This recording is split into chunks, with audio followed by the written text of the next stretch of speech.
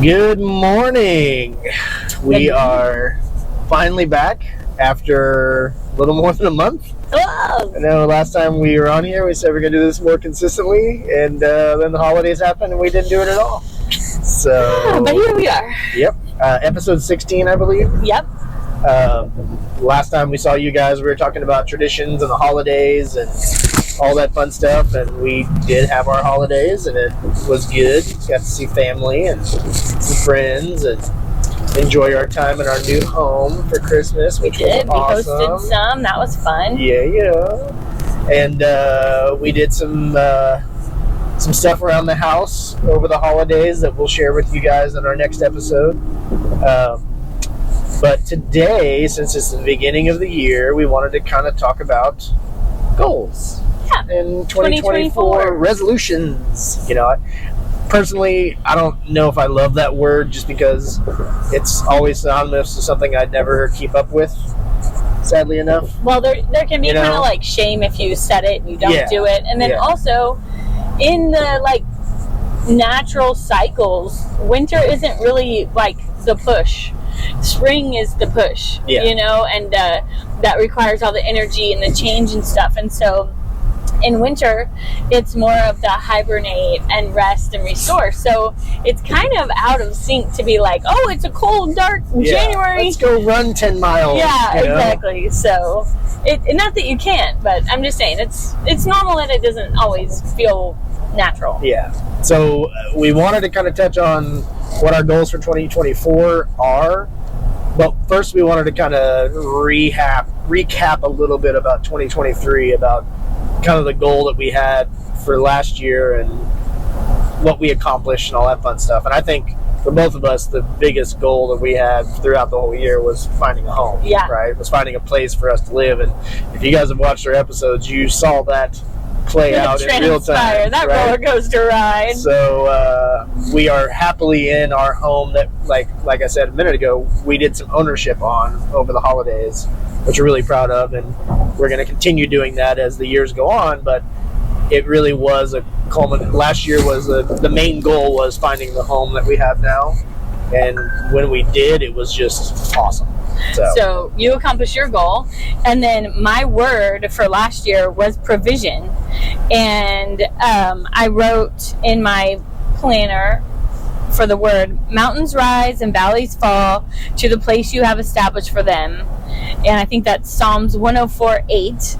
And then I wrote, I have all that I need when I need it. And that was true over and over and over again throughout the year. Even from little things all the way to the big thing, the house, that was my ultimate goal. Yeah. So that was my word. Which was awesome. You know, and it was a good word to have for last year, because last year was last year. And we are very glad to be in 2024 and glad to be where we're going and what we're doing, and just excited about all the opportunities that are in front of us. Okay, so what are your goals? You start. No, you start. Why do I have to start? Okay, fine. Let's see.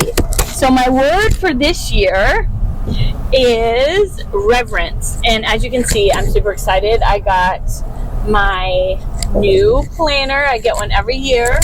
It's by Ink and Bolt. Oh, whoops. My microphone. I don't know how to Ink and Bolt, my new planner. It's my favorite time of the year to like just start writing in a brand new planner. My other one's like broken and spilled with coffee and everything, but this one's like brand new. And if you're interested, we'll put a link to this in the comment section below or in the description so you guys can check it out. Okay, cool. But, you know, the beginning, new promise, brand new possibilities, a brand new journal.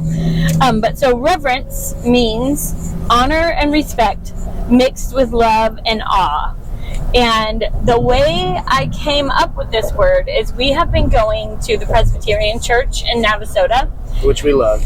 And it's a beautiful church. It's about 150 years old. And there's just something so reverent when you go in. And it's all this woodworking. It's survived a fire. It's got some of the original stained glass window, and the cross that hangs over the altar is original, even survived through the fire. And so you can feel that when you go in. And so sitting in there, I'm always like, it's so different than what I've typically done in church. I'm traditionally not a traditionalist. Yeah. But and by traditional, I mean it's like singing from the hymnals and right, like getting the book out, finding your number. Like it's legit. Right. In my 20s, I would have been like, nope. But I am really enjoying this. And so the words that like were around it were sacred and lasting, and that means sacred means set apart, worthy of reverence, and lasting means to continue to exist, to remain valid, valuable, and important. And that's the feeling, that's the word. And so I want more of that in my life. In today's disposable, commodity kind of driven society, I really like the idea of something having being lasting, and me trying to incorporate the quality of reverence in my life. Yeah. And I guess, how am I going to let that word guide me? I'm not exactly sure. I've been toying with that a lot.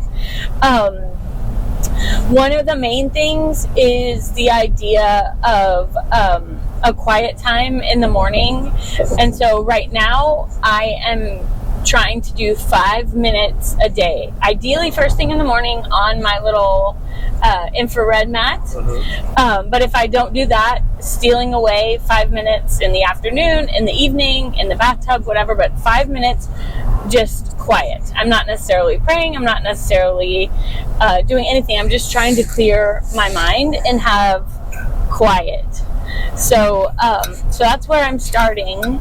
And then the idea that my body is a temple, so what I put into it, the products that I use, like just being intentional about the products that I purchase, about the food that I eat, the way that I garden, like just something of the sacred, just acknowledging that namaste, right? Like the light in me honors the light in you, the Godhead in me honors the Godhead in you, like how I view people, how I view myself. So it's still evolving, but that's kind of where I'm coming from. Well, in that same vein, now that you said how you're going to let reverence or seek that word or let that word guide you, can you think back to 2023 and how you let provision guide you? Well, when I would hit a roadblock, I would make that my guide, like, okay, trust and provision. And then I also, what you focus on gets bigger. So I would just notice little things, like we didn't have our stuff, it was in the storage all the time, and it'd be like, oh, well, I actually just got this at a trade show and I needed a pin or whatever, like it was even just little things. Or your mom had a full kitchen, we didn't need our kitchen stuff, or just stuff like that, where I just started to notice it and acknowledge it and appreciate it when it did occur, kind of let it happen. And then use it as a guide when I would get a roadblock, like if in the spirit of sacredness, in the spirit of reverence, how do I want to approach this situation, conflict, challenge? So that's it. Okay, that's good. I was just curious because when you were talking about how you're going to let reverence guide you, like that was a good question. Because provision is, I just noticed it, and I noticed it out of the mindset you had last year of, what was it? Life is happening for me, not to me. Yep. Right. So, and that was a test all year long last year with all the things that we went through with moving and Tommy and all those things, right? So life is happening for us, not to us, right? And that to me is kind of speaks to that provision piece too, is that count your blessings when they're in front of you, right? And know what they are and be thankful for them and thank God for them and move, keep stepping forward, right? Yeah. Stepping backward is always a bad place to go, right? Not bad, but you don't ever want to be going backwards, right? So, well, cool. Okay, what about you? Well, so my goals for 2024 were geared around the number 24. I don't know why. I had this epiphany 3 or 4 weeks ago. It was probably like the week before Christmas, and I just had this mindset of how can I incorporate 24 into what I wanted to accomplish for this year. And one of the goals that I had was 24 pounds, right? So I want to physically get myself back into a place where I'm comfortable, I'm flexible, I don't ache when I sleep. I want to get to that point, and really it comes down to I'm carrying too much weight, and I have been for a while, and I feel like my body is trying to tell me, hey, we're not young anymore, you're not a spring chicken, you can't keep up with this pace. So one of the things that I'm going to work on for the 24 pounds is walking, because I really like walking, and it gives me time to listen to my books and be inside of my own head for a little while. So I'm working on doing anywhere between 10 to 20 miles a week, if I can do it, of just walking. Taking a time at lunch and going for 40 minutes and doing 2 miles, right? Or 35 minutes and doing 2 miles, something like that. That way I can at least get my body moving in that direction. The other part of that is I've got to reduce my carbs. I've got to stop eating bread with every single meal, and sugars and candy and all these things, and sodas, and I've got to just kind of cut that down drastically. I don't know if this will help you, but one of my doctors I went to in 2014 when I was so sick and didn't know what was going on, she basically said the same thing. She's like, you can't be eating bread all the time. Yeah. And she said, basically, when you eat a sandwich, it's like just pretend you're eating whatever's in the middle in between 2 Snickers bars. Yeah. And I was like, well, I'd rather eat the Snickers bars. Yeah. And I love bread. Yeah. Anything bread related, I will inhale. But she basically said, in your system, that is how your body, when it comes to sugar and everything, that your body sees the bread like it does the sugar. Yeah. I don't know if it's true or not. I believe it does have a similar effect, processing it wise. So. Right. But it definitely helped me think twice. You're like, do I need 2 pieces of bread? Do I even need any bread? Can I wrap it in a jicama thing? Can I wrap it in lettuce? Like, it definitely changes how you think about it. So there's that, the 24 pounds. The other one is 24 books.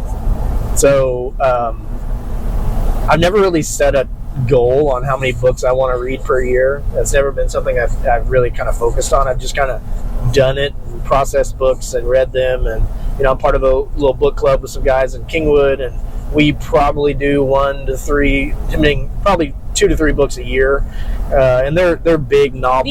These are big, thick, history-related books that some of them are really easy reads, some of them are really difficult reads, but they're knowledge based, so we're learning a lot of local reference, things like that, which those are great. These are mini leatherback books. Yes.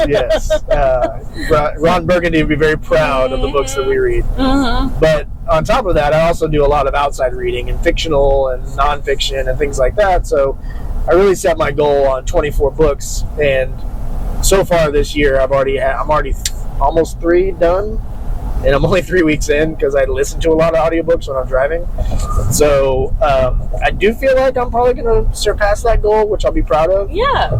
But I want to be, very all-encompassing on those books. I'm not going to focus on like just one genre or one style. I want to do a lot of things. So, and the other one is 24 days. And my goal is 24 days off, right?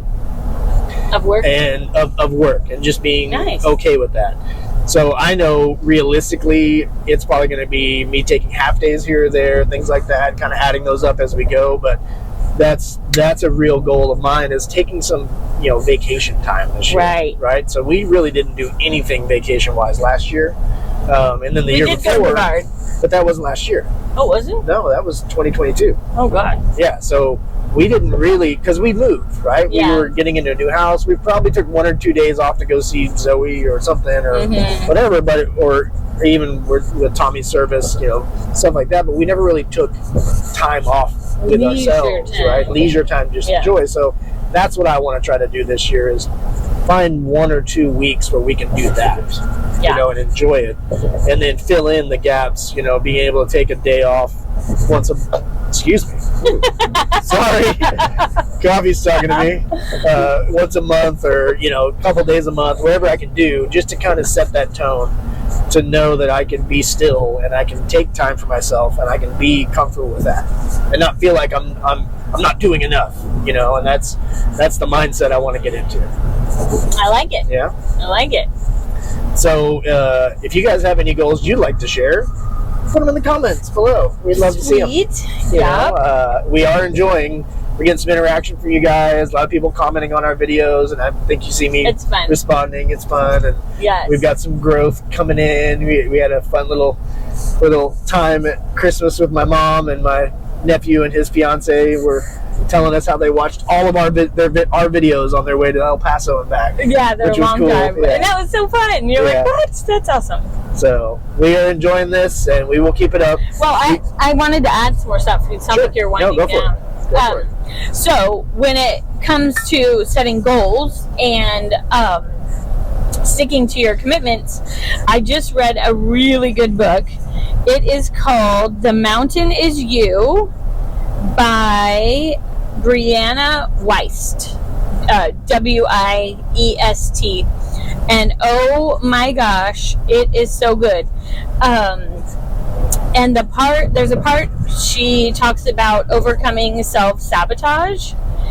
And she says the first thing you will experience when you're trying to change a habit or do something new is usually resistance. And she talks about resistance. Let me find it. I changed. I want to read what she writes about that.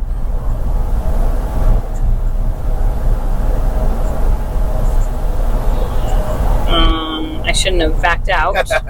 Dang it. I'm in a different...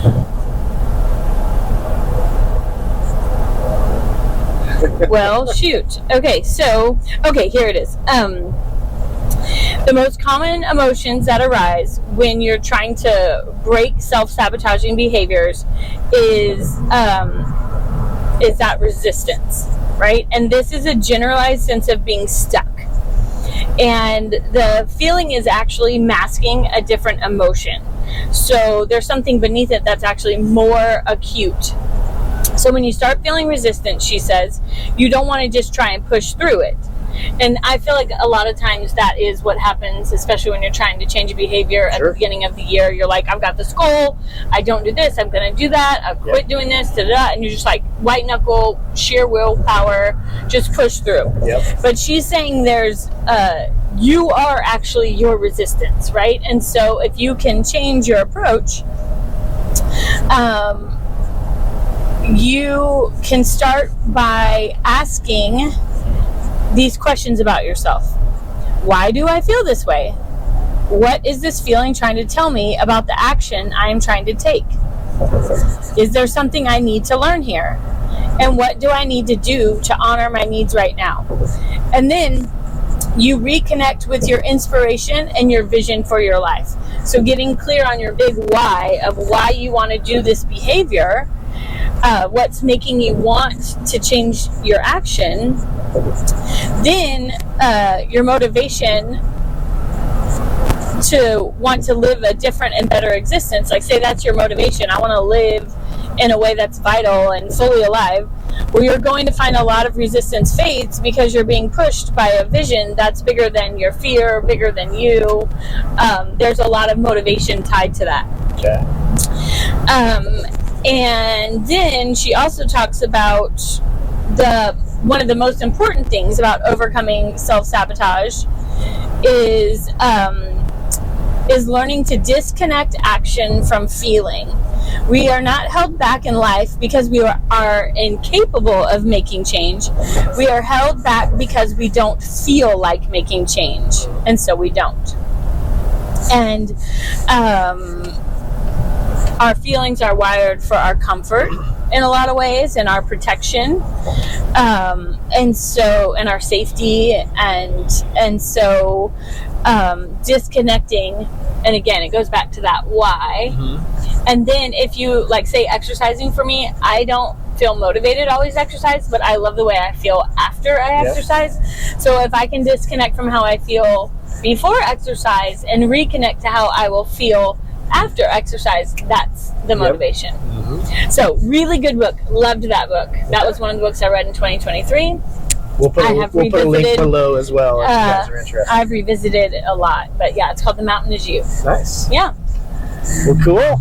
All right. 2024, here we come. Ta-da! And we mapped out our kind of plans, so we will be doing more episodes, we promise. Well, and in the spirit of commitment, in 2 weeks, we're going to talk about what we did to the house. Yep. Or sooner. We might do it next week. Okay. Yeah, before the end of the month. Okay. Yeah, before the end of the month, we'll have another episode up that'll talk about what we did on the house, and we'll share some finished product pictures with you, some befores and afters. Yeah. Don't judge us about our bathroom, but we'll share it with you. Yeah. Well, cool. Yay. Yeah. All right, guys. Bye, guys. We'll see you next time.